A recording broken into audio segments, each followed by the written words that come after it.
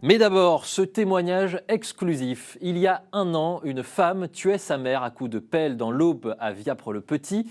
Un an après, elle est encore en liberté et n'a toujours pas de date de procès. Avec son fils, elle témoigne aujourd'hui à nos micros.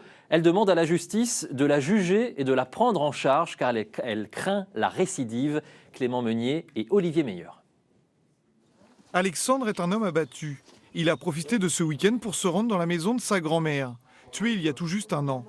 Depuis, la demeure est sous scellé.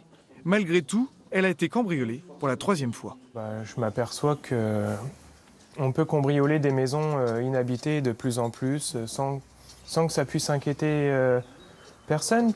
Ici, à Viapre-le-Petit, dans l'Aube, il y a un an, sa mère, qu'il appelle désormais simplement Myriam, tuait à coups de pelle sa grand-mère de 91 ans. Je regrette l'acte parce que ça ne serait pas dû se produire.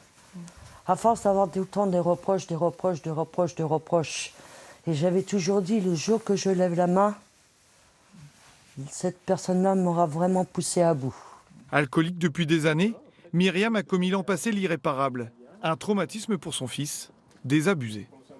J'en veux quelque part à Myriam, mais Myriam, ça fait des années qu'elle est souffrante. J'ai subi des violences par Myriam, justement, depuis très jeune, qui a souvent été cachée parce que voilà, quand elle me tapait dessus, qu'une fois elle m'a ouvert le crâne, qu'on va chez le médecin, je dis que je suis tombé des escaliers.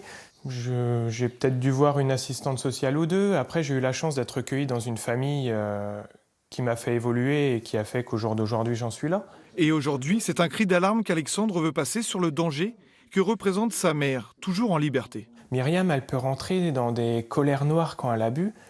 Elle prend la route alcoolisée. Elle serait capable, au jour d'aujourd'hui, de recréer un accident comme il s'est passé il y a un an. Il y a plus d'une fois, je cassais tout dans la baraque. C'est une explosion dans la tête. Moi, comme je disais à un gendarme un coup, depuis l'acte, ça tourne plus rond là-dedans. Ah oui, je peux faire peur aux autres. Mais dans ces conditions, il ne faut plus qu'il y ait personne aux alentours. Faut pas qu'on te voit. Faut mieux pas. Faut mieux pas. Conscient du danger, c'est un appel à l'aide que lance Alexandre, qui vit désormais à des centaines de kilomètres.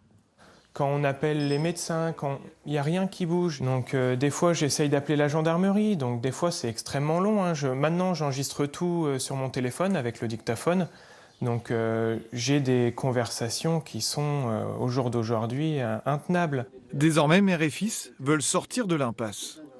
Moi, ça fait quand même un an que je demande à être hospitalisé pour être soigné pour l'alcool. Je vois pas grand-chose bouger, quoi. Un jour, je suis venu, j'ai dit je vais prendre les choses en main. Je l'ai amenée à Troyes pour qu'elle se fasse hospitaliser dans un centre psychiatrique. Donc voilà, moi je suis reparti. Le lendemain, les médecins m'appellent pour me dire il n'y a pas de raison que je garde votre maman, tout va bien. Et ils la relâchent. Toujours sous contrôle judiciaire, Myriam attend désormais son procès. Je n'ai pas spécialement peur du procès parce que bon, l'acte maintenant il est là. Il faut assumer ses actes, il faut assumer ses erreurs.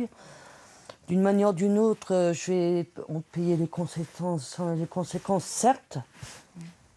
Voilà quoi. La date du procès n'a toujours pas été communiquée.